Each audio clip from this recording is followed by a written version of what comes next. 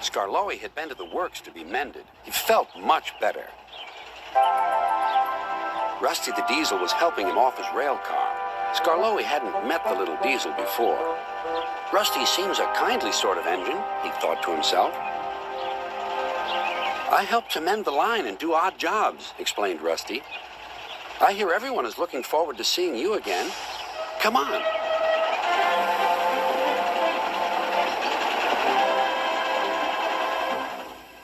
Peter Sam was feeling depressed. He was still getting over his accident, but he wanted to start work again. Sir Topham Hatt wouldn't let him. Another day's rest will do you good, he said. Besides, I've got a surprise for you. For me, sir? How nice, sir. What is it, sir? Wait and see. The surprise was Skarloey. Oh, said Peter Sam, I'm glad you've come home. They lit Skarloey's fire and he sizzled happily. I feel all excited, he said, just like a young engine. Now tell me all the news. I see you've met Rusty, said Peter Sam. Yes, I like that diesel. So do I, replied Peter Sam. It's a pity Duncan doesn't. Who is Duncan? He came as a spare engine after my accident, replied Peter Sam. Is he useful?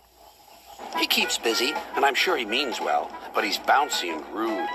He sings and sways and swivels around. His drivers call it rock and roll. I understand, said Skarloey gravely. His driver interrupted. Duncan has done it again. He's stuck in a tunnel.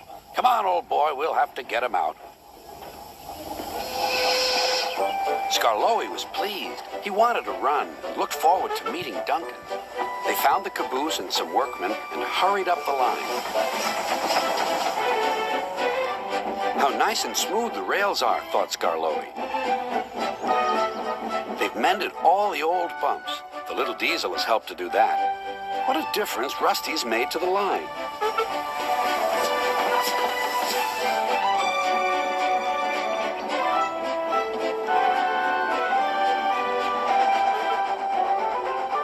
Quite soon, they found Duncan. He was stuck at the far end of the tunnel, and he was very cross. I'm a plain, blunt engine. I speak as I find. Tunnels should be tunnels and not rabbit holes. This railway is no good at all. Don't be silly, snapped his driver. This tunnel is quite big enough for engines who don't rock and roll. It took a long time to clear away the rocks and set Duncan free again.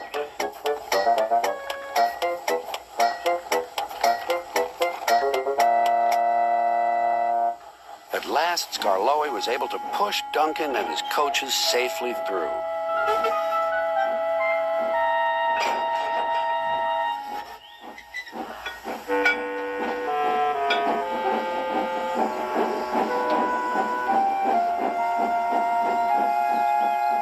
The caboose was left on the siding, and the workmen stayed to make sure everything was safe.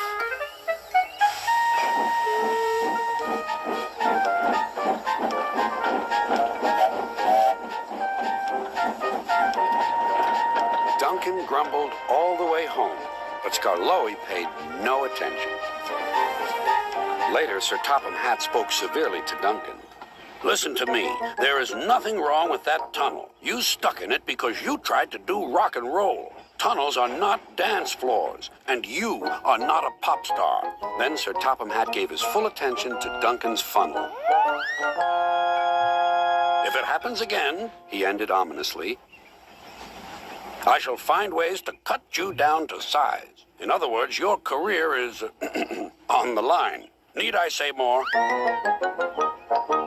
Duncan thought Sir Topham Hatt had said quite enough, and he remained completely silent and still for at least a whole evening.